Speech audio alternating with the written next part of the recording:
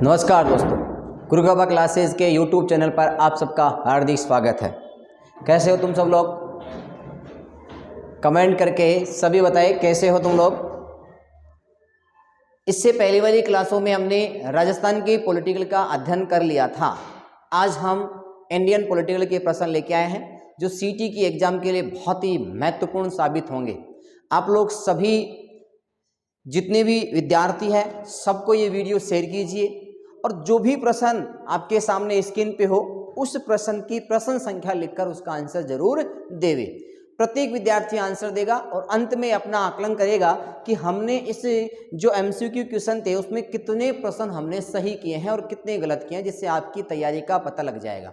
अब आपको केवल और केवल रिवीजन मारना है, अभ्यास करना है, नया कुछ भी नहीं पढ़ना।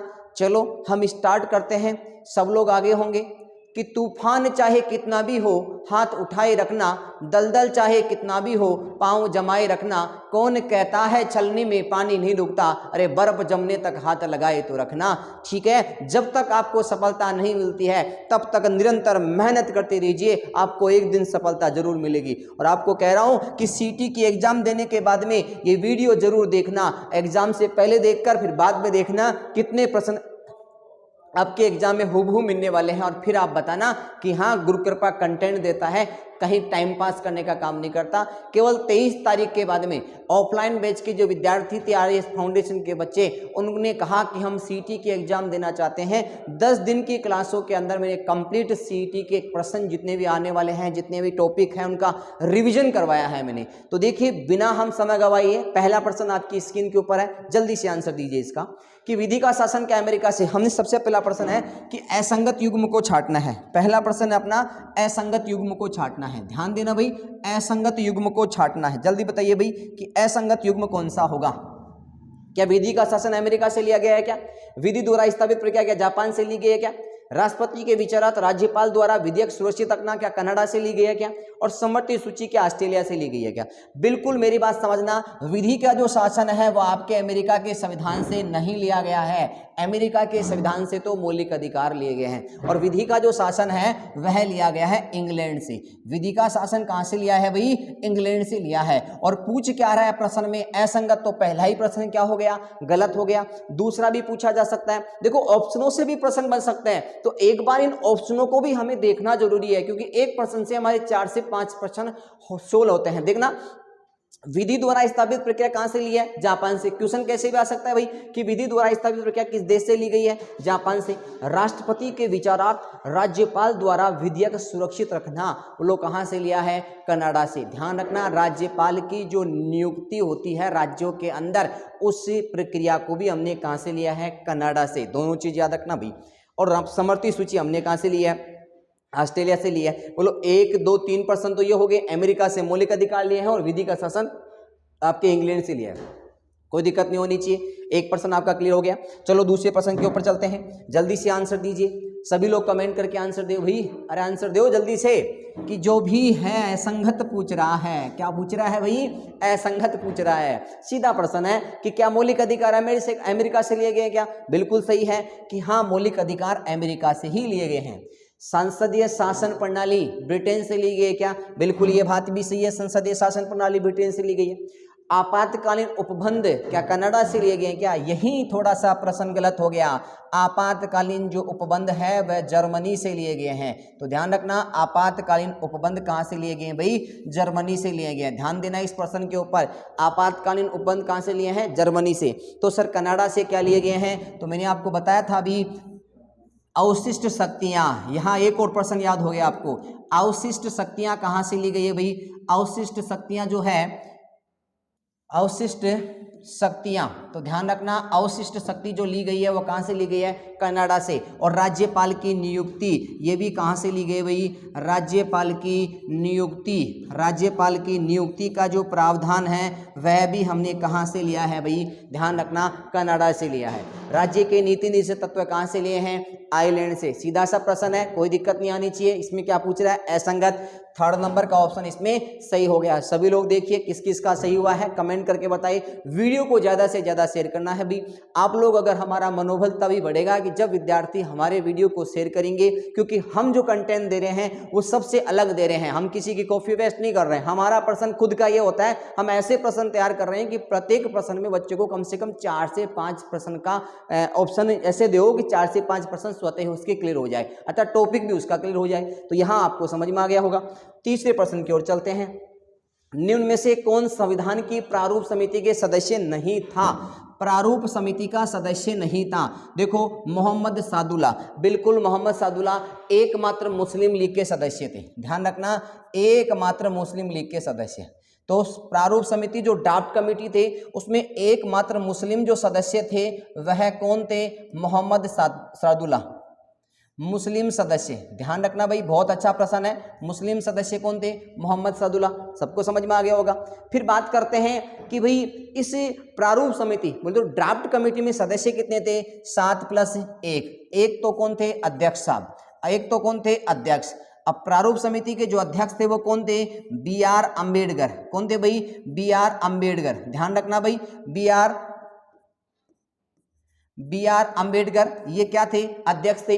अब 7 सदस्य कौन थे? देखो, लिखने का इतना समय नहीं है, मैं आपको नाम बता देता हूं। N माधव राव, गोपाल स्वामी अयंगर, कृष्णा स्वामी अय्यर, TT कृष्णामाचारी, और ये 3 सदस्य आपके सामने लिखे हुए हैं। तो कितने हो गए भाई? DP खेतान पहले थे, बाद में हट जाते हैं, इनकी जगह नया सदस्य बन जाता है। तो DP खेतान भी थे और KM मुंशी एकमात्र कांग्रेस के सदस्य। ध्यान रखना, एकमात्र कांग्रेस के सदस्य प्रारूप समिति में कौन थे भाई? कौन थे? KM मुंशी। तो तीनों ऑप्शन सही है। उपयुक्त सभी प्रारूप समिति के सदस्य थे, तो कहीं दिक्कत नहीं आ रही है। 7 सदस्य थे। DP खेतान सदस्य थे, लेकिन इनकी जगह नया सदस्य बन जाता है VT कृष्णामाचारी। ठीक है, अगले प्रश्न की ओर चलते हैं। अगला, संघ सूची, समवर्ती सूची, राज्य सूची का उल्लेख संविधान की किस अनुसूची में मिलता है? बहुत इजी प्रश्न है, बताइए जल्दी से, कमेंट करके जल्दी आंसर बताओ। प्रत्येक प्रश्न की आंसर संख्या, प्रश्न संख्या लिखो, उसके सामने आंसर लिखो कि तीसरे में 4 है या तीसरे में 2 है। जो भी आंसर आपको आता है वो आंसर दीजिए यहाँ पर। तो समवर्ती सूची, राज्य सूची और संघ सूची का उल्लेख संविधान की किस अनुसूची में? तो सबसे पहले तो हमें बात आती है कि संघ सूची में विषय कितने हैं।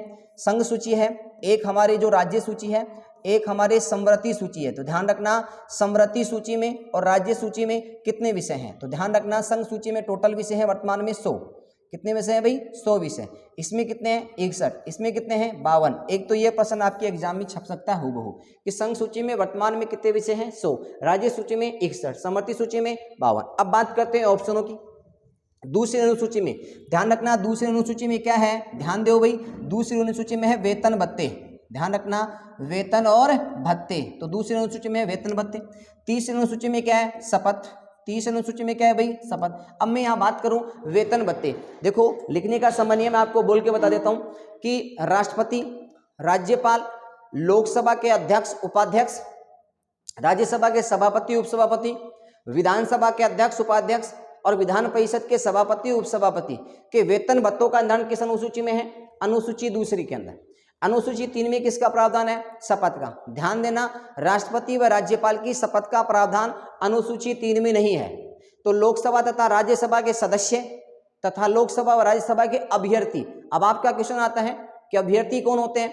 तो मैं आपको बता दूं, देखो आपके जैसे लोकसभा का चुनाव लड़ते हैं, कोई भी एक लोकसभा क्षेत्र है, उसमें 10 सदस्य चुनाव लड़ रहे हैं, जिसको हम बोलते हैं उम्मीदवार। तो ध्यान रखना, उन उम्मीदवारों की शपथ का प्रावधान भी संविधान की अनुसूची 3 में दे रखा है कि सर क्या वो भी शपथ लेते हैं क्या? बिल्कुल वो भी शपथ लेते हैं।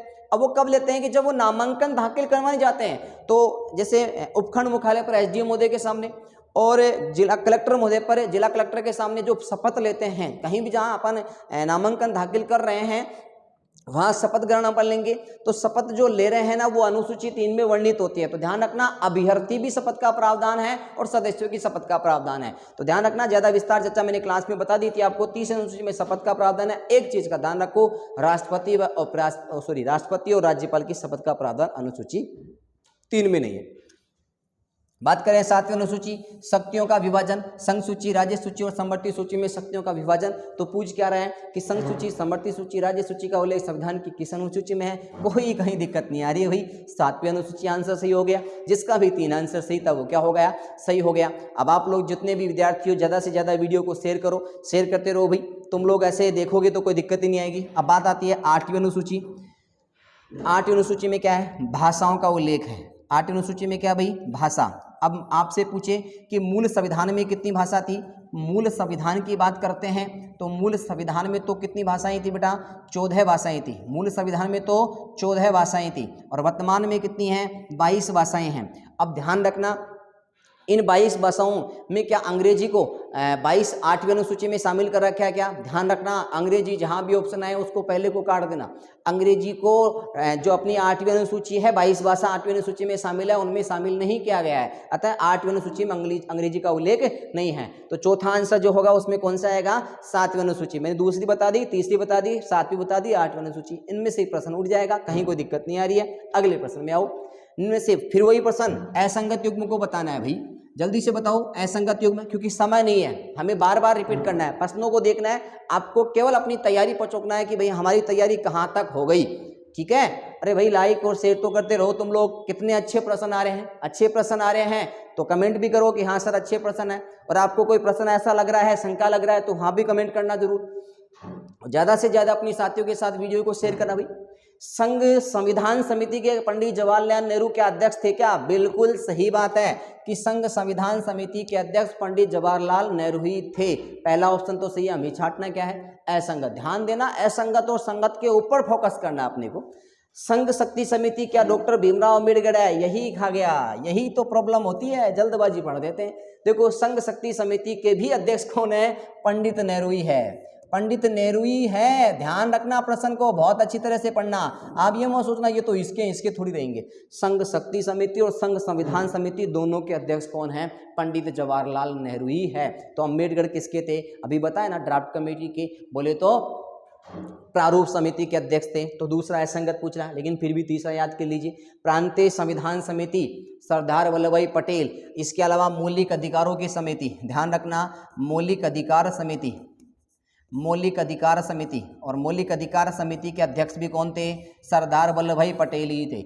मौलिक अधिकार समिति के अध्यक्ष भी कौन थे, सरदार वल्लभ भाई पटेल। और मौलिक अधिकारों की अगर उप समिति की बात करें, मौलिक अधिकारों की उप समिति की बात करें तो उप समिति के कौन थे, जेपी कृपलानी, जेपी कृपलानी। ध्यान रखना, मौलिक अधिकारों की उप समिति है उसके अध्यक्ष कौन थे, जेपी कृपलानी। मौलिक अधिकार समिति के सरदार वल्लभ भाई पटेल। संचालन समिति के कौन थे, डॉक्टर राजेंद्र प्रसाद। मैंने 4-5 समितियां आपको बता दी। एक समिति संघ संविधान समिति पंडित नेहरू, संघ शक्ति समिति पंडित नेहरू, भीमराव अम्बेडकर प्रारूप समिति का, प्रांतीय समिति का सरदार वल्लभ भाई पटेल, मौलिक अधिकारों का सरदार वल्लभ भाई पटेल, मौलिक अधिकार उप समिति का जेपी कृपलानी, संचालन समिति का राजेंद्र प्रसाद। क्योंकि इतना है, जितना ऑप्शन आपके सामने आ रहे हैं वो तो मैं रिपीट करवा रहा हूँ, इसके अलावा मैंने सब कुछ आपको बता दिया है। अभी आगे देखिए, संविधान की प्रस्तावना। हम भारत के लोग भारत को संपूर्ण प्रभुत्व समाजवादी पंथ निरपेक्ष लोकतांत्रिक गणराज्य बनाने के लिए, उसको सामाजिक आर्थिक और राजनीतिक न्याय दिलाने के लिए, विचार विश्वास धर्म उपासना की स्वतंत्रता दिलाने के लिए।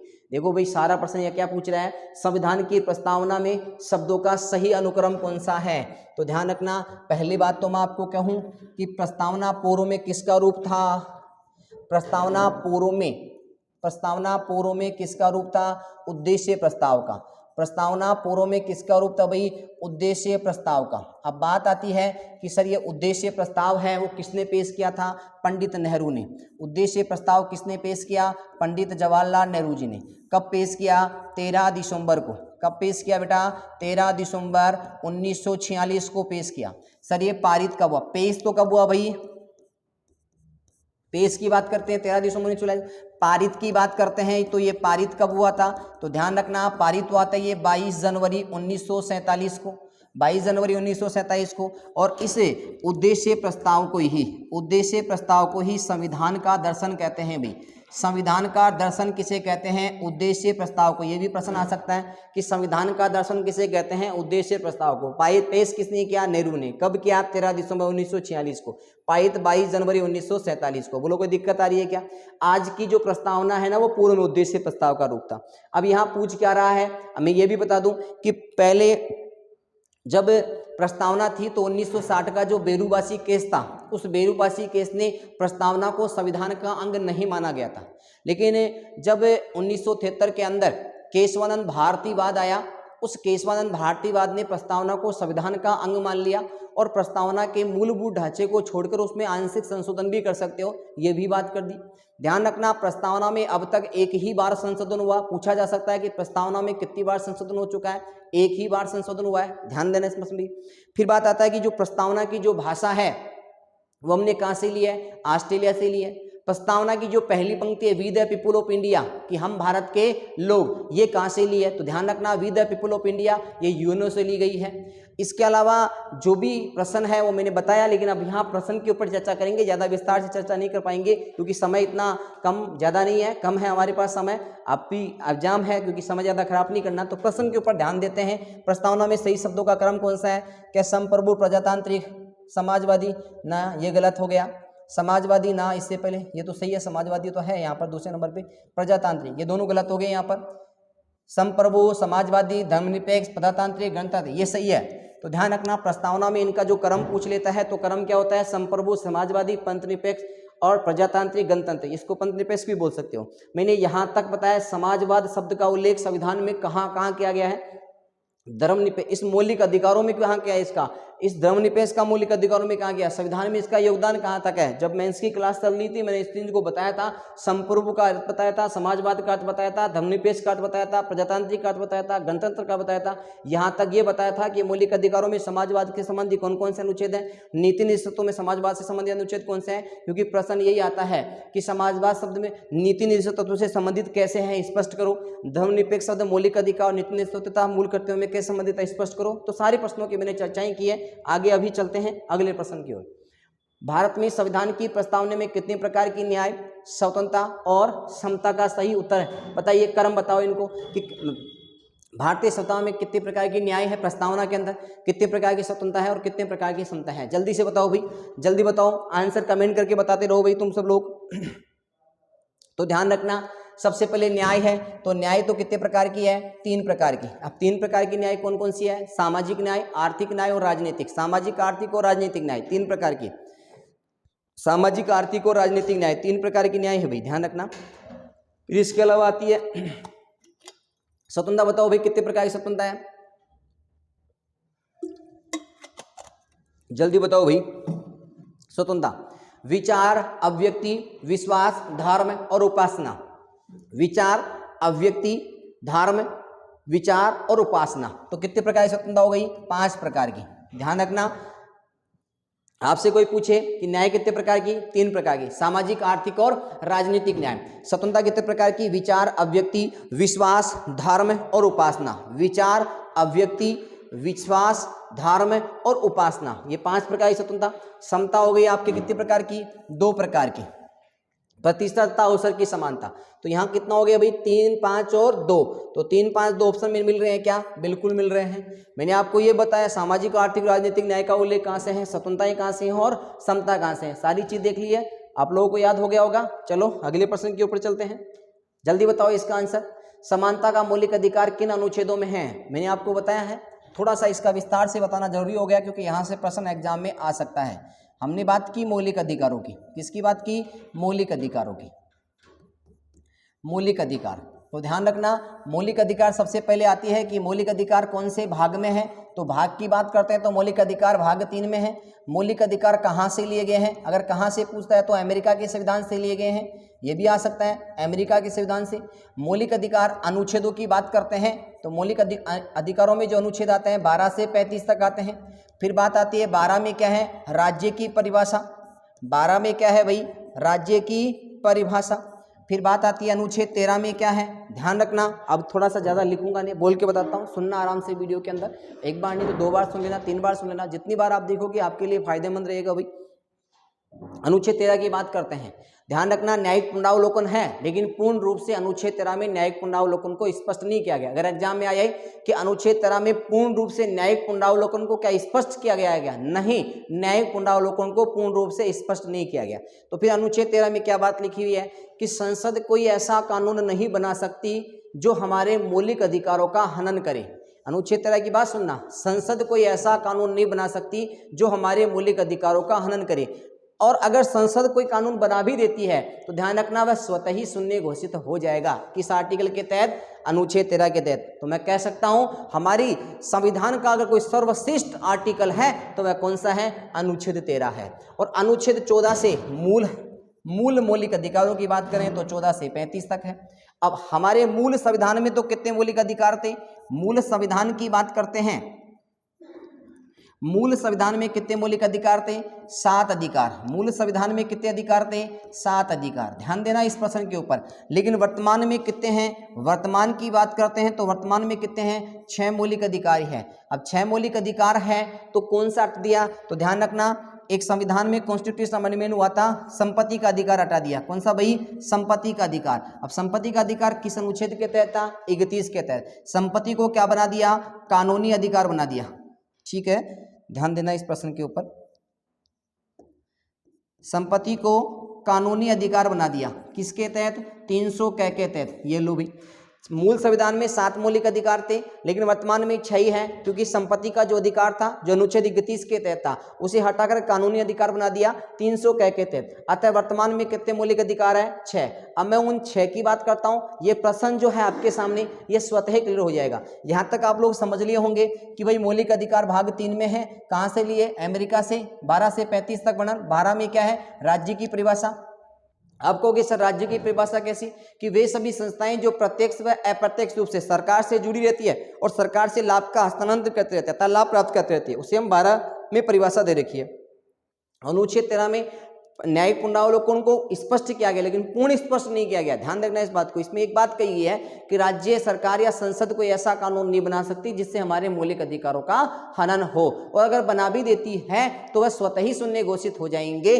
तो ये किस अनुच्छेद में है? 13 में। अतः सर्वश्रेष्ठ आर्टिकल की संज्ञा हम दे सकते हैं अनुच्छेद 13 में। बात करें 14 से 35 तक हमारे मौलिक मूल अधिकार है, लेकिन मूल संविधान में 7 थे, अब वर्तमान में 6 है। संपत्ति के अधिकार को हटा दिया, संपत्ति का अधिकार 31 में था, कानूनी अधिकार 300 का बना दिया हुआ। समझ में आ गया होगा। आगे हम बात करते हैं इस प्रश्न के ऊपर ही, थोड़ा सा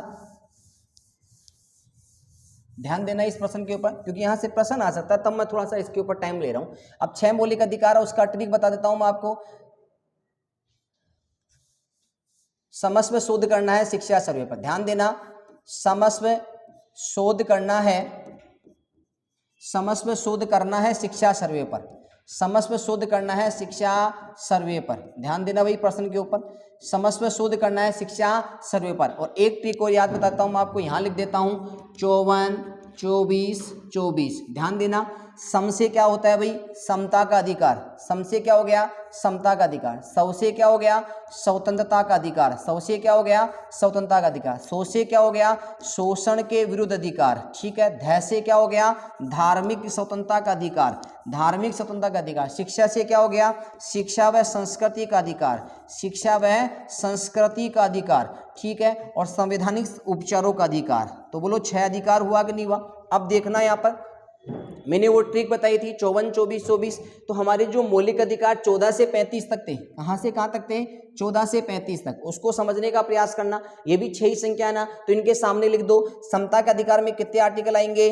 5 आर्टिकल। समता के आर्टिकल जो है उसमें कितने आएंगे भाई? 5 आएंगे। यहाँ कितने आएंगे भाई? दूसरे नंबर पे 4। यहाँ कितने हैं भाई? 2। यहाँ कितने आ गए? 4।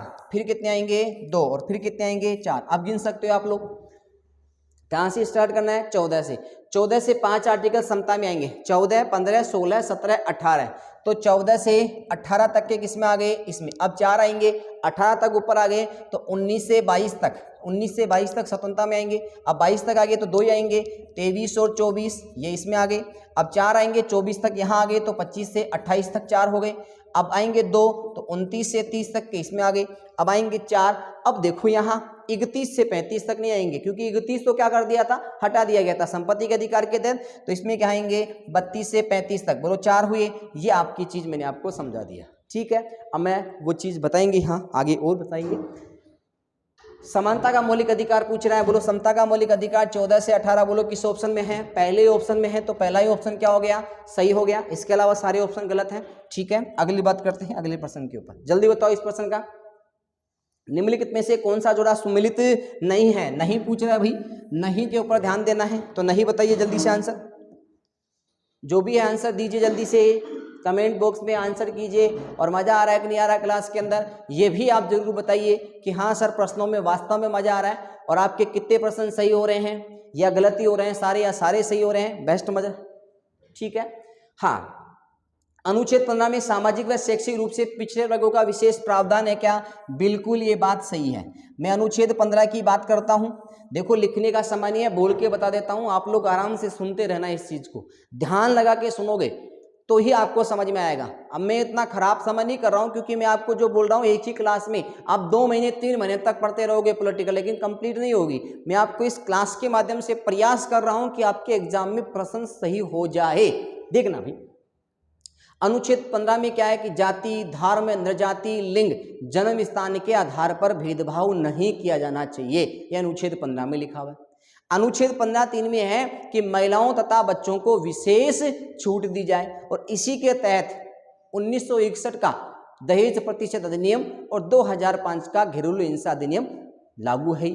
फिर बात आती है अनुच्छेद 15(4) में। अनुच्छेद 15(4) में लिखा हुआ है कि सामाजिक रूप से व आर्थिक रूप से या शैक्षिक रूप से पिछड़े वर्गों का विशेष प्रावधान। अनुच्छेद 15(4) में सामाजिक व शैक्षिक रूप से पिछड़े वर्गों के लिए विशेष प्रावधान करना चाहिए, ये 15(4) में है, तो बात सही है आपकी।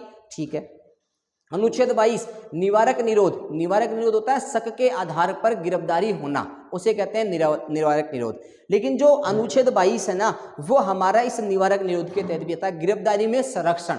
अनुच्छेद 22 क्या है? गिरफ्तारी में संरक्षण, कि कोई गिरफ्तार किए गए व्यक्ति को, कोई व्यक्ति को आप गिरफ्तार कर रहे हो, तो वह व्यक्ति, गिरफ्तार होने वाला जो व्यक्ति है, वह अपनी गिरफ्तारी का कारण बता सकता, कारण पूछ सकता है, और अगर कारण नहीं बताए तो वह गिरफ्तारी नहीं हो सकता। भाई ध्यान रखना है इस बात को।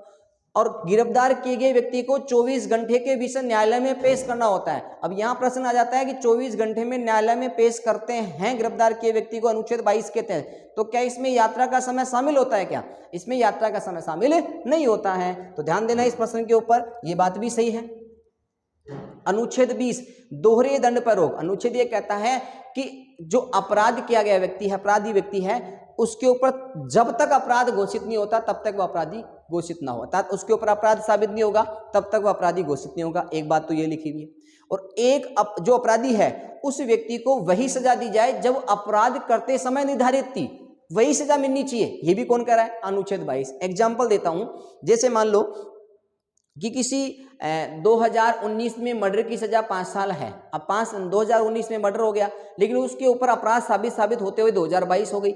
लेकिन जब 2022 में फांसी की सजा है और उस समय 5 साल था, तो यहाँ विशेष रूप से ध्यान देना कि भाई उस अपराध की सजा 22 में मिली है ना, तो वहां अब नहीं मिलेगी, उसको वही मिलेगी जो 19 में सजा निर्धारित थी। साबित कभी भी अपराध, लेकिन जिस दिन अपराध किया था वह अपराध की सजा उसे वही मिलेगी जिस दिन उसने अपराध किया था। ध्यान देना, ये कौन कह रहा है?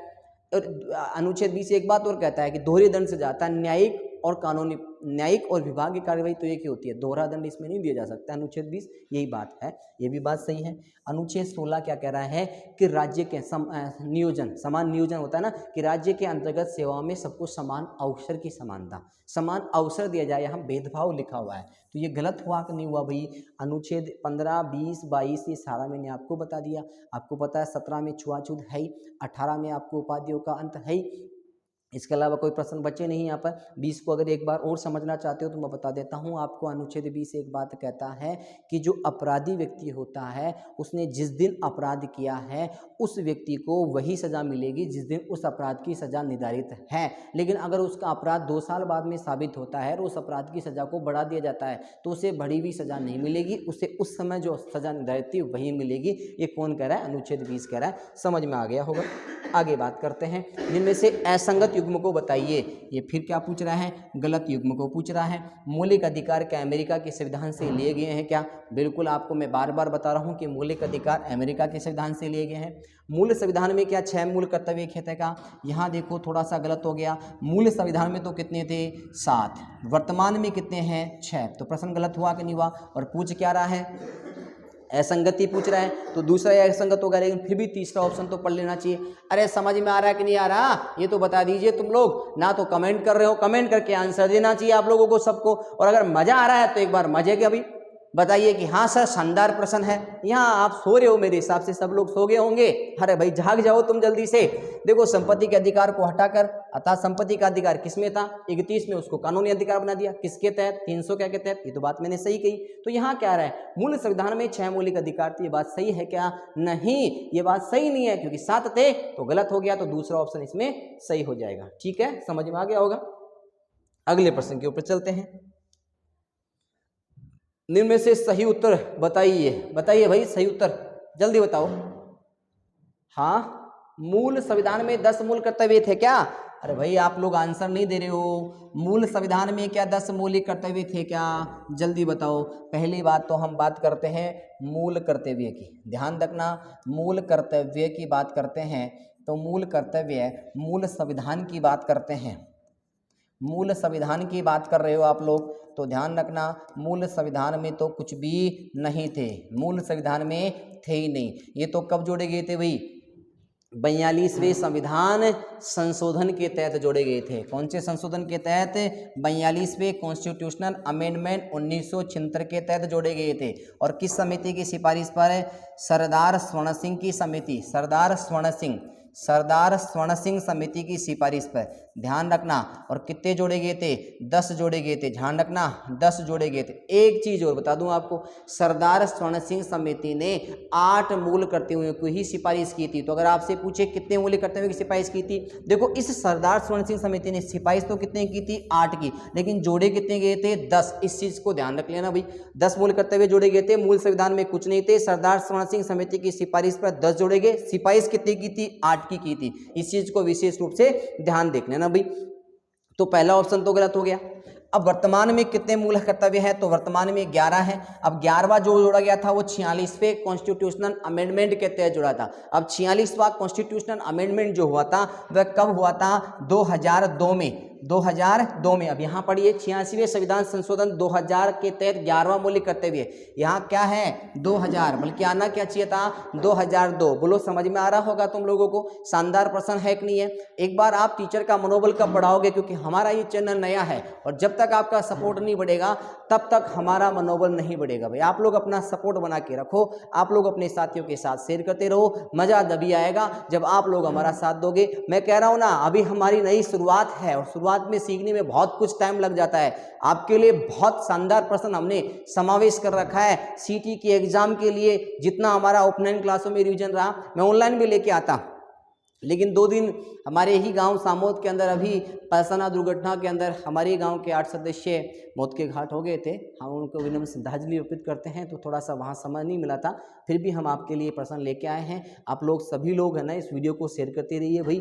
शानदार प्रश्न लाएंगे, ऑफलाइन में हमने करवाया है। अगला प्रश्न पढ़ो। मूल कर्तव्य 44वें संविधान संशोधन के तहत जोड़े गए थे। बिल्कुल गलत है, मैंने बताया ना 42वें संविधान संशोधन के तहत जोड़े गए थे। तो ये तो कोई सही नहीं है। पूछ क्या रहा है? सही उत्तर बताओ। उपयुक्त में से कोई नहीं। ये लो सीधा प्रश्न है, तीनों ही गलत है। तीनों की व्याख्या मैंने आपको बता दी। समझ में आ रहा होगा। अच्छे प्रश्न लग रहे हैं तो प्लीज कमेंट जरूर कीजिए और अपने साथियों के साथ शेयर करो। पहले आप शेयर करो, इतने देर में मैं इसका आंसर दूं। मैं पानी पीता हूं, करो जल्दी से, जल्दी करो भाई, शेयर करो इस प्रश्न को और आंसर भी दो साथ के अंदर।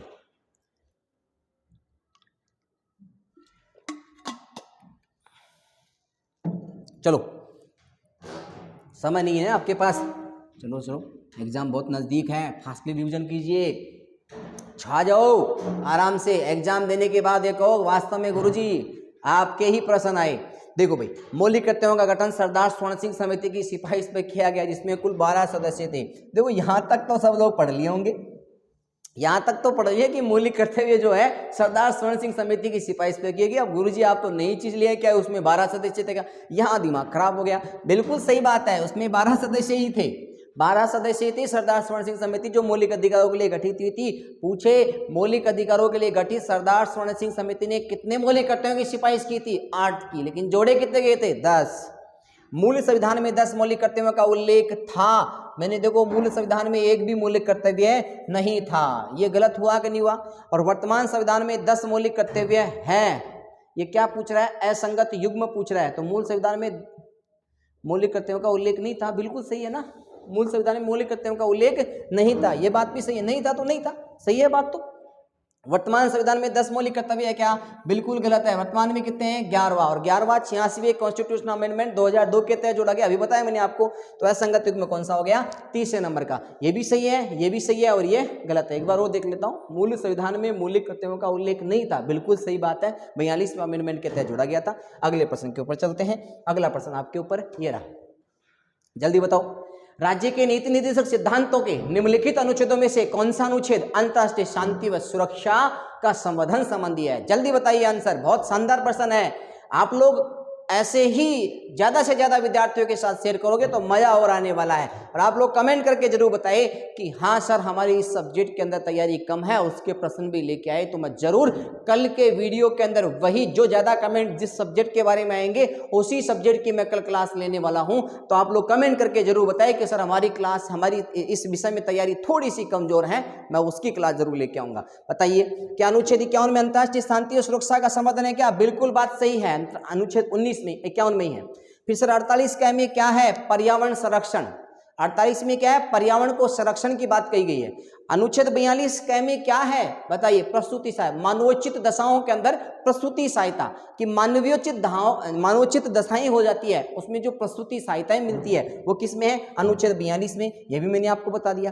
तो सर अनुच्छेद 50 में क्या है? आपने सुना होगा 99वां कॉन्स्टिट्यूशनल अमेंडमेंट, 99वां संविधान संशोधन कौन से अनुच्छेद के अंतर्गत संपूर्ण तरीके से रद्द हो गया था? अनुच्छेद 50, न्यायपालिका और व्यवस्थापिका पृथक्करण जो है ना, न्यायपालिका का पृथक्करण अनुच्छेद 50 के तहत दे रखा है। तो इसी न्यायपालिका ने अनुच्छेद 50 को आधार मानकर जो 99वां संविधान संशोधन था उसको पूर्णतः निरस्त कर दिया था। तो आंसर क्या पूछ रहा है? अंतर्राष्ट्रीय शांति अनुच्छेद 51, इसमें पर्यावरण संरक्षण, इसमें आपको मानवोचित दशाओं के अंदर प्रस्तुति सहायता दी जाती है। ये मैंने आपको बता रखा है, पहले भी बहुत डिटेल से बता रखी है इनके बारे में। तो मैंने आपको जनहित याचिका, वेरी गुड, सुनवाई कौन करता है? तो जनहित याचिका उच्चतम न्यायालय और उच्च न्यायालय दोनों करते हैं। यहाँ ऑप्शन नहीं है तो यहाँ बी ऑप्शन लगा लेना भाई। ये देखो दोनों सही हो गए, ए और डी। ठीक है, उच्चतम न्यायालय उच्च न्यायालय दोनों जनहित याचिका की सुनवाई करते हैं भाई। ये क्वेश्चन आपका क्या हो गया? सही हो गया। अगले प्रश्न की ओर देखते हैं। जनहित याचिका को कौन के रूप में जाना जाता है? वर्गीय क्रिया बिल्कुल सही है, सामाजिक क्रिया बिल्कुल सही है, सामाजिक हित बिल्कुल सही है, उपयुक्त सभी बिल्कुल इजी प्रश्न था कि जनहित याचिका के अंदर वर्गीय क्रियाएं, सामाजिक क्रियाएं। आपको पता है जनहित याचिका जो है PN भगवती साहब थे, उन्होंने याचिका दी थी कि जिसके मौलिक अधिकारों को हनन हो रहा है वो पोस्ट कार्ड के माध्यम से और डाक के माध्यम से भी आप क्या कर सकते हो? अपनी याचिका लगवा सकते हो, कोई दिक्कत नहीं है इसके अंदर। अगला प्रश्न देखिए। भारतीय संविधान का कौन सा अनुच्छेद राष्ट्रपति के उच्चतम न्यायालय के परामर्श करने की शक्ति प्रदान करता है? बहुत बहुत शानदार प्रश्न है भाई। बताइए कि उच्चतम न्यायालय से परामर्श करने की शक्ति प्रदान करता है राष्ट्रपति को, इनमें से कौन सा आर्टिकल? देखो अनुच्छेद 129 क्या है? अनुच्छेद 129 में अभिलेख न्यायालय। अनुच्छेद 129 में क्या है भाई? अभिलेख न्यायालय। अनुच्छेद 132 में क्या है? अपीलीय क्षेत्राधिकार। अनुच्छेद 132 में क्या है भाई? अपीलीय क्षेत्राधिकार। ध्यान देना, इस प्रश्न के ऊपर आ सकता है भाई। अपीलीय क्षेत्राधिकार किसमें है? अपीलीय क्षेत्राधिकार किसमें? अनुच्छेद 32 में। इसमें कौन सा है? अभिलेख न्यायालय।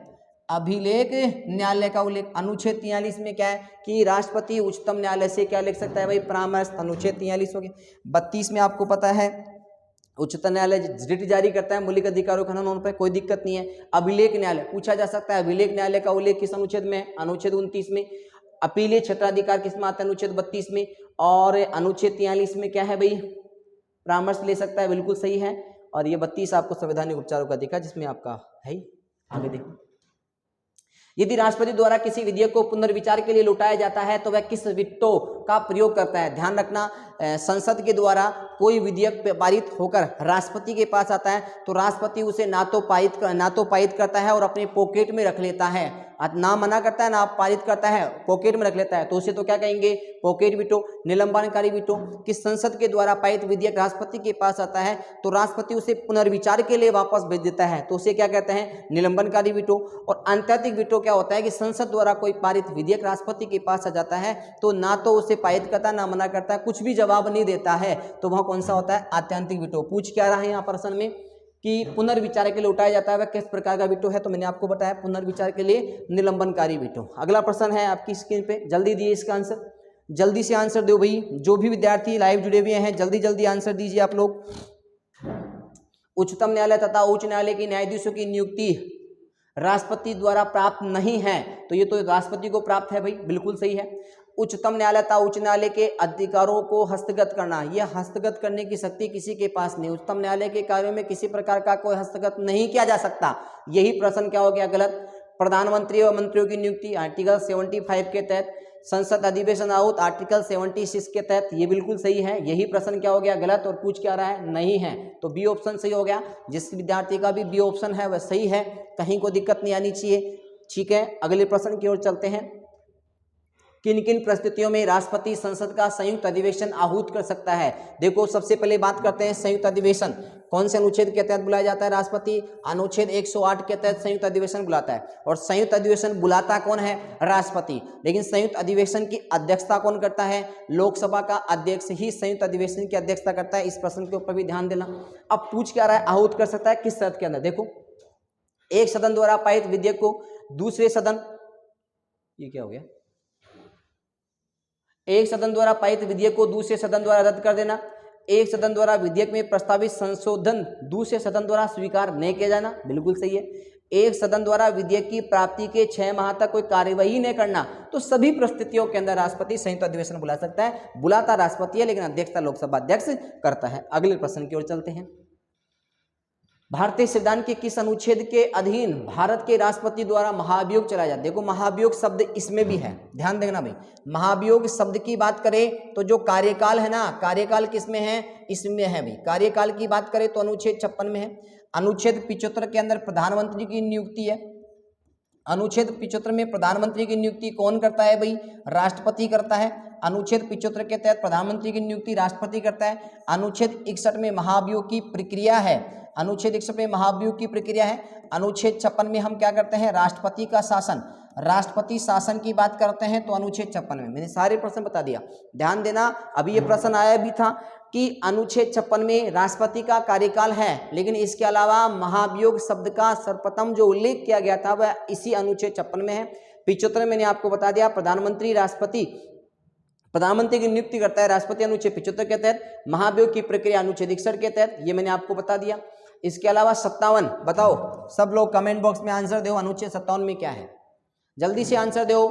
अनुच्छेद 57 में क्या है, जल्दी से आंसर दो भाई, अनुच्छेद 57 में क्या है, जल्दी आंसर दो आप लोग, जो भी आंसर देगा जल्दी बताइए भाई, जल्दी बताओ आंसर दो, अनुच्छेद 57 में क्या है, जल्दी आंसर दो भाई।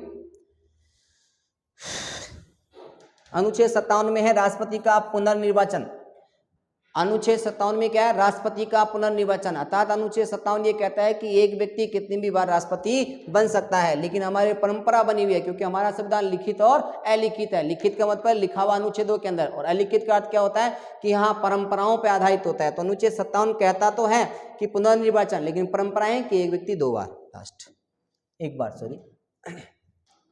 असंगत युग्म को छांटना है भाई, जल्दी बताओ असंगत युग्म कौन सा है। राष्ट्रपति के चुनाव में उत्पन्न विवादों का निपटारा सर्वोच्च न्यायालय द्वारा किया जाता है, बिल्कुल। अगर राष्ट्रपति के चुनाव में विवाद उत्पन्न हो जाता है तो उसका निपटारा उच्चतम न्यायालय करता है, ये बात तो बिल्कुल सही है। और हमें पूछ क्या रहा है, असंगत पूछ रहा है।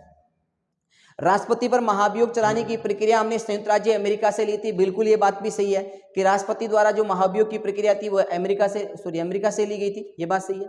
लोकसभा के निर्वाचन हेतु अधिसूचना निर्वाचन आयोग द्वारा जारी की जाती है, कि लोकसभा के निर्वाचन हेतु जो अधिसूचना है वो निर्वाचन आयोग द्वारा जारी की जाती है। ये बिल्कुल सही नहीं है भाई, यहाँ राष्ट्रपति आएगा, निर्वाचन आयोग द्वारा नहीं जारी की जाती है, ये राष्ट्रपति आएगा।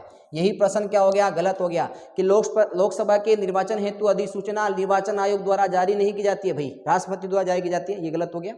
राष्ट्रपति का निर्वाचन एक निर्वाचन मंडल के द्वारा अनुच्छेद 54 के तहत होता है, बिल्कुल सही है अनुच्छेद। और राष्ट्रपति के निर्वाचन में सभी राज्यों की विधानसभाओं के निर्वाचित सदस्य मनोनीत सदस्य भाग नहीं लेते हैं, ध्यान रखना। और सभी विधान परिषद और दिल्ली और पांडिचेरी के ये सदस्य इसमें भाग लेते हैं, ठीक है। संसद के निर्वाचित सदस्य बता दिया मैंने आपको। निम्नलिखित में से कौन सही सुमेलित नहीं है, सही पूछ रहा है यहाँ पर, देखो सही सुमेलित नहीं पूछ रहा है तो सही सुमेलित देखना है। अनुच्छेद 66 उपराष्ट्रपति का निर्वाचन, बिल्कुल सही है कि अनुच्छेद 66 में उपराष्ट्रपति का निर्वाचन सही सुमेलित नहीं है, सही नहीं पूछ रहा है ना, तो 66 में उपराष्ट्रपति का निर्वाचन है। अनुच्छेद 64 में तो उपराष्ट्रपति पद का प्रावधान है, अनुच्छेद 66 में राष्ट्रपति उपराष्ट्रपति का निर्वाचन है, संसद के सदस्यों के द्वारा होता है, चाहे निर्वाचित हो चाहे मनोनीत हो। ध्यान रखना, निर्वाचित नहीं बोल रहा हूं मैं, निर्वाचित और मनोनीत दोनों हो सकते हैं संसद के, ठीक है, उपराष्ट्रपति के चुनाव में। अनुच्छेद 67 में उपराष्ट्रपति की पदावधि अर्थात कार्यकाल जिसको हम बोलते हैं, ये भी बात सही है। अनुच्छेद 68 उपराष्ट्रपति राज्यसभा का पदेन सभापति, ये बिल्कुल बात गलत है, ये तो अनुच्छेद 64 ही कह रहा है, ये तो अनुच्छेद 64 ही कह रहा है कि राष्ट्रपति राज्यसभा का पदेन सभापति होगा। 68 तो क्या कहता है कि उपराष्ट्रपति का पद रिक्त हो जाता है तो उसको कितनी समय अवधि में भरना होता है, जो भरने की प्रक्रिया होती है वो 68 में है। 64 में तो राज्यसभा पदेन सभापति होता है, ये बात 68 में नहीं है, ये 64 में है। 68 में तो क्या है कि अगर उपराष्ट्रपति पद रिक्त हो जाता है तो उसको भरने की जो प्रक्रिया है उस प्रक्रिया का निदान 68 में है, 64 में नहीं है। 64 में तो उपराष्ट्रपति राज्यसभा का सभापति होता है, बिल्कुल बात सही है। और शपथ उपराष्ट्रपति किसमें, अनुच्छेद 69 अनुसूची में नहीं है। उपराष्ट्रपति की शपथ का प्रावधान भी समझ में आ गया होगा, कहीं कोई दिक्कत नहीं है आपको। अगले प्रश्न की ओर चलते हैं। किस प्रधानमंत्री के कार्यकाल में दल बदल विरोधी विधेयक पास हुआ था, कि कौन से प्रधानमंत्री थे जिनके कार्यकाल में दल बदल विरोधी कानून पारित हुआ था, तो ध्यान रखना राजीव गांधी के समय दल बदल विरोधी कानून जो था वो पारित हुआ था। इंदिरा गांधी के समय आपको बताया 42वां संविधान संशोधन हुआ था, और परिवार नियोजन कार्यक्रम इनके समय चलाया था। वीपी सिंह कोई है नहीं इंपॉर्टेंट। इस संदेश के समय जो एक बार वित्तीय आयपाल लगाने का प्रयास किया था लेकिन लागू नहीं हुआ था। नीति आयोग का कार्य क्या है, नीति आयोग का वित्तीय आवंटन, सरकार के फैसले में हस्तक्षेप, विपक्ष की भूमिका, ये तो बिल्कुल गलत है। कार्य पूछ रहा है ना, तो ये हो गया सामाजिक एवं आर्थिक मुद्दों पर सरकार को सलाह देना, ठीक है। अब ज़्यादा टाइम अपने पास नहीं बचा है, वीडियो लंबा हो गया होगा, थोड़ा फास्ट चलते हैं हम। भारत के संविधान के कौन से अनुच्छेद में एक मंत्रिपरिषद का प्रावधान है जो कि राष्ट्रपति को उसके कार्यों के निर्वहन में सहायता प्रदान करता है। पूछ क्या रहा है, मंत्रिपरिषद का प्रावधान जो राष्ट्रपति के कार्यों के निर्वहन में सहायता करता है, तो अनुच्छेद 76 में क्या है, मंत्रिपरिषद का प्रावधान है। और अनुच्छेद 75 में बताइए जल्दी से, अनुच्छेद 75 में है कि राष्ट्रपति प्रधानमंत्री की नियुक्ति करता है। अनुच्छेद 78 में क्या है, प्रधानमंत्री के कर्तव्य, प्रधानमंत्री के कर्तव्य। अनुच्छेद 79 में क्या है, सबको पता है, संसद व्यवस्थापिका का प्रावधान, जो संसद होती है उस संसद के गठन का प्रावधान किसमें है, अनुच्छेद 79 में है। फिर बात करते हैं अनुच्छेद 80 में राज्यसभा के गठन का प्रावधान। 80 में क्या है, राज्यसभा, 80 में क्या है भाई, राज्यसभा के गठन का प्रावधान। ये भी आप लोगों को आया होगा, कहीं तो दिक्कत आ रही है तो बता दीजिए आप लोग, ये सही हो गया प्रश्न। 74 में मंत्रिपरिषद का गठन का प्रावधान, 78 में अंदर जो है प्रधानमंत्री के कर्तव्य, 79 में संसद और 80 में राज्यसभा। 75 मैंने आपको बता दिया कि राष्ट्रपति प्रधानमंत्री की नियुक्ति करता है। 76 में आपको बता दिया मैंने। हाँ, अगला, निम्नलिखित कथनों पर विचार कीजिए। सत्य कथन, सत्य पूछ रहा है ना, सत्य कथन पर चयन कीजिए भाई। भारत में संसद के दोनों सदनों की संयुक्त बैठक, अनुच्छेद 108 पहले ही बता दिया, संयुक्त बैठक अनुच्छेद 108 के तहत राष्ट्रपति बुलाता है, लेकिन अध्यक्षता कौन करता है, लोकसभा अध्यक्ष करता है। अरे भाई एक बार ये तो बता दीजिए कमेंट करके कि भाई वीडियो अच्छा लग रहा नहीं लग रहा, प्रश्न आपके अच्छे है कि नहीं है, जल्दी से बताइए सब लोग, जल्दी बताओ, सब लोग दो जवाब। और जितने भी साथी है अभी भी शेयर कर दीजिए, अभी 5, 10, 20 मिनट का वीडियो और बचा हुआ है, शेयर कर दीजिए। मजा तब आएगा जब हर विद्यार्थी के पास गुरु कृपा का नाम हो जाएगा, ठीक है। चलते हैं भाई आगे।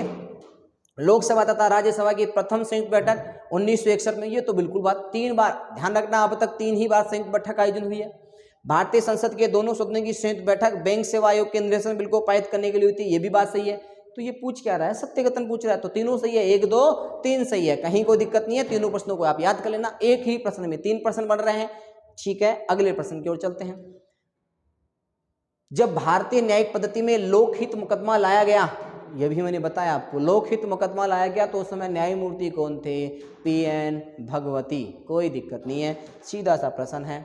आगे देखिए भाई, निम्नलिखित में से कौन सा आयोग एक संवैधानिक निकाय नहीं है? जल्दी से बताइए, संवैधानिक निकाय कौन सा है? जल्दी से कमेंट करके बताइए। संवैधानिक निकाय नहीं है, ये हमें बताना है कि संवैधानिक निकाय कौन कौन सा नहीं है। जल्दी बताओ भाई, जल्दी बताओ।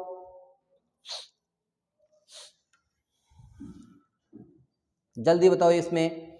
हाँ भाई, पहला ऑप्शन है संघ लोक सेवा आयोग। भाई संघ लोक सेवा आयोग का प्रावधान तो किसमें है? भाग 14 में। ध्यान रखना, भाग 14 में संघ लोक सेवा आयोग का प्रावधान है और 315 से लेकर 323 तक इसका प्रावधान है। इसमें सदस्यों की बात करते हैं तो इसके सदस्य होते हैं 1 + 10 बराबर कितने हो गए? 11 सदस्य का प्रावधान है संघ लोक सेवा आयोग। तो एक तो संवैधानिक निकाय है, ये पूछ क्या रहा है? नहीं है। तो ध्यान रखना, संघ लोक सेवा आयोग तो संवैधानिक निकाय है। भाग 15 में 315 से 323 तक टोटल सदस्य 1 + 10 है। और कार्यकाल की बात करें तो 665 है। राज्य से RPC का नियम, मैंने RPC का आपको बता दिया था, 41वें संविधान संशोधन के तहत कितना कर दिया था? 62 वर्ष कर दिया था, 60 से बढ़ाकर 65 नहीं है।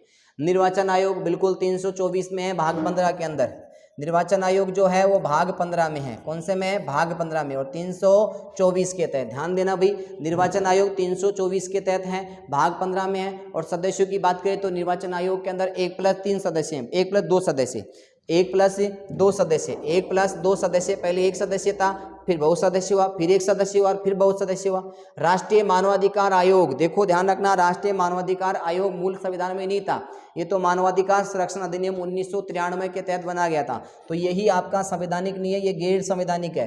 ध्यान रखना, असंवैधानिक कोई आयोग नहीं होता है, क्योंकि असंवैधानिक कोई शब्द ही नहीं होता है। जब संविधान में नहीं है तो असंवैधानिक कहाँ होगा? गैर संवैधानिक आयोग कौन सा है? ये वैधानिक को बोल सकते हो, इसको सांविधिक बोल सकते हो, राष्ट्रीय मानव अधिकार को। राष्ट्रीय अनुसूचित जाति आयोग, यह भी एक संवैधानिक आयोग है। ध्यान रखना, राष्ट्रीय अनुसूचित जाति आयोग ये भी एक संवैधानिक आयोग है। ये 338 के तहत है और इसका जो कार्यकाल होता है वो 303 वर्ष का होता है, सॉरी 338 के तहत है। और कार्यकाल की बात करते हैं तो कार्यकाल होता है इसका 3 वर्ष ही। ये लो मैंने सारी चीज बता दिया। संघ लोक सेवा 14 भाग में 315 से 323 सदस्य 1 + 10। निर्वाचन आयोग बहुत सदस्य हो गया, पहले एक सदस्य था, फिर बहुत सदस्य, फिर एक सदस्य, फिर वो 3 बार चेंज हो गया। भाग 15 में 324 में। यह आपके संवैधानिक नहीं है, ये गैर संवैधानिक है। समझ में आ गया होगा। अगली बात करते हैं हम, केंद्रीय सतर्कता आयोग की स्थापना निम्न में से किसकी सिफारिश में की गई थी? तो केंद्रीय सतर्कता आयोग की स्थापना की गई थी संथानम आयोग की संथानम समिति थी, उसकी सिफारिश में की गई थी। सीधा प्रश्न है, कर दिए होंगे सब लोग। अगले प्रश्न की ओर देखते हैं। निम्न में से असंगत युग्म को बताइए। अभी बताया था मैंने, 129 में क्या है? अभिलेख न्यायालय। 129 में क्या है? अभिलेख न्यायालय, बिल्कुल सही है। 132 में अपीलीय क्षेत्राधिकार, ये क्या पूछ रहा है? प्रारंभिक क्षेत्राधिकार। भाई प्रारंभिक क्षेत्राधिकार तो किसमें है? अनुच्छेद 131 में। मैं एक एक प्रश्न बता रहा हूं। 129 में अभिलेख न्यायालय, बिल्कुल सही है। ये प्रारंभिक क्षेत्राधिकार दे दिया ये 131 में। 132 पहले प्रश्न आया था, उसको मैंने बताया था अपीलीय क्षेत्राधिकार। अपीलीय क्षेत्राधिकार किसमें आता है? 132 में। अनुच्छेद 133 में दीवानी या अपीलीय क्षेत्राधिकार, ये बात भी सही है। दीवानी या अपीलीय क्षेत्राधिकार 133 में आता है, ध्यान रखना इस प्रश्न को। अनुच्छेद 34 में फौजदारी क्षेत्राधिकार, ये भी बात सही है, ये भी सही है। गलत कौन सा हो गया? दूसरा ऑप्शन, क्योंकि प्रारंभिक क्षेत्राधिकार अनुच्छेद 131 में आते हैं और अपीलीय क्षेत्राधिकार 132 में आते हैं। बोलो मजा आया कि नहीं आया? अरे प्रश्न है कि नहीं शानदार? प्लीज कमेंट करके जरूर बताइए कि प्रश्न शानदार है या नहीं है। और जिस भी क्लास का आगे वीडियो चाहते हो, कमेंट करके, जिसके ज्यादा कमेंट आएंगे जिस सब्जेक्ट के बारे में, मैं उसी की क्लास लेके आने वाला हूं। ध्यान दो प्रश्न को, बहुत शानदार प्रश्न था, एक बार इसको देख लेना, स्क्रीनशॉट ले लेना भाई। आगे देखो, वैसे हमारे टेलीग्राम पे इसकी PDF मिल जाती है। जो भी विद्यार्थी हमारे टेलीग्राम से नहीं जुड़े हुए हैं, वीडियो के नीचे मैं डिस्क्रिप्शन में लिंक दे दूंगा, वहां उसको क्लिक करके आप लोग जुड़ जाना, क्योंकि अभी तो हमारी शुरुआत है, देखना अभी क्या क्या बाकी है। देखना, इनमें से कौन सा कथन राज्यसभा के संदर्भ में असंगत पूछ रहा है? क्या पूछ रहा है भाई? असंगत पूछ रहा है। तो यहाँ असंगत पूछ रहा है ना, असंगत बताना है। राज्यसभा का प्रावधान अनुच्छेद 81 में है क्या? बिल्कुल गलत है। राज्यसभा का प्रावधान अनुच्छेद 80 में है। और यहाँ है राज्यसभा में अधिकतम 250 सदस्य, 252 गलती से प्रिंट हो गया था, ये बिल्कुल सही है। राज्यसभा में राष्ट्रपति द्वारा 12 सदस्य मनोनीत होते हैं, राज्यसभा में बिल्कुल होते हैं। राज्यसभा एक स्थायी सदन होता है, बिल्कुल होता है, कोई दिक्कत नहीं है। 84 के तहत होता है, कोई दिक्कत नहीं है। कार्यकाल वैसे 83 में है, सॉरी अनुच्छेद 12 सही है। क्या पूछ रहा है ये? असंगत है, तो प्रावधान 81 में नहीं है, 80 में है। देखो राज्यसभा का प्रावधान अनुच्छेद 80 में है, लोकसभा का गठन का प्रावधान अनुच्छेद 81 में, संसद के गठन का प्रावधान अनुच्छेद 79 में है। और राज्यसभा की अधिकतम जो संख्या है वो 250 है, 252 नहीं है। और राज्यसभा में राष्ट्रपति द्वारा 12 सदस्य मनोनीत होते हैं, बिल्कुल बात सही है। राज्यसभा एक स्थायी सदन है। ठीक है, अगला प्रश्न बहुत शानदार प्रश्न है भाई, दीजिए आंसर। इसका आंसर देखो, बड़ा मजा आएगा। देखो इसमें मैं पहले ही बता देता हूं, इस प्रश्न में आप लोग थोड़ा सा कंफ्यूज होंगे। मैं आपको बता दूं कि ये पूछ क्या रहा है, असंगत पूछ रहा है। ध्यान देना, इस प्रश्न के ऊपर थोड़ा सा फोकस करना, क्योंकि अभी फर्स्ट ईयर के अंदर प्रश्न भी पूछा गया है। अब इसका आंसर क्या होगा वो तो देखना आप लोग। लोकसभा के गठन का प्रावधान के अनुच्छेद 81 में है क्या? बिल्कुल सही। अभी 2 मिनट पहले मैं आपको बताया। राज्यसभा के गठन का प्रावधान अनुच्छेद 80 में और लोकसभा का 81 में। लोकसभा में अधिकतम सदस्य संख्या 550 हो सकती है क्या? अधिकतम संख्या क्या 550 है क्या? थोड़ी देर बाद में रुकेंगे, बात करेंगे। वर्तमान में लोकसभा में वर्तमान में राष्ट्रपति द्वारा 2 सदस्य आंग्ल भारतीय समुदाय के मनोनीत होते हैं क्या? ठीक है, पता नहीं। और लोकसभा कार्यकाल अनुच्छेद 83 में है क्या? ध्यान देना, ये 104वें संविधान संशोधन के तहत लोकसभा में जो राष्ट्रपति के द्वारा 2 सदस्य आंग्ल भारतीय समुदाय के होते थे, उन्हें अब बंद कर दिया गया है। यही कथन क्या है? गलत है। जब 2 सदस्यों को बंद कर दिया तो अब अधिकतम सदस्य कितने हो सकते हैं? 550। अतः ये बात तो बिल्कुल क्या है? सही है। ये बात भी सही है, ये बात भी सही है और ये बात भी सही है। अब आप लोग, कई लोग कमेंट करेंगे कि सर हमने किताबों में 552 है। बिल्कुल सही है, 552 है, मानता हूं इस बात को। लेकिन नए आंकड़े आप नई किताबें पढ़ोगे, ऑथेंटिक किताब अगर पढ़ोगे, कुछ एनसीईआरटी किताबें उसमें 552 दे रखा है, मैं इस बात को स्वीकार कर रहा हूं। लेकिन नए आंकड़े अगर आप देखोगे तो 550 ही होंगे, क्योंकि बाकायदा अनुच्छेद कॉन्स्टिट्यूशनल अमेंडमेंट 104 के तहत ये क्या कर दिया है? 2 सदस्यों को मनोनीत करने से हटा दिया है। इस प्रश्न को मैंने समझा दिया है, एक बार इसके ऊपर थोड़ा सा फोकस कर लेना, ये प्रश्न रिपीट हो सकता है। इनमें से कौन किसी राज्य का मुख्यमंत्री बने, भारत के प्रधानमंत्री बने? भाई इसमें तो सब लोग मुख्यमंत्री प्रधानमंत्री बने हुए हैं, मुझे तो कोई दिख नहीं रहा है। हाँ दिख रहा है ना, चंद्रशेखर। ध्यान रखना, चंद्रशेखर। केवल 4 है, ऑप्शन में ये रहा। तो ठीक है, आज की जो क्लास है वह पूरी होती है हमारी। और आपको अगर वीडियो अच्छा लगा तो ज़्यादा से ज़्यादा विद्यार्थियों के साथ शेयर कीजिए। एक बात और है कि अभी हमारी जो क्लासें हैं बहुत कम हुई हैं, लेकिन आप लोग अपना सहयोग बना रखोगे तो हम आगे ही ऐसे क्लासें डालते रहेंगे। धन्यवाद।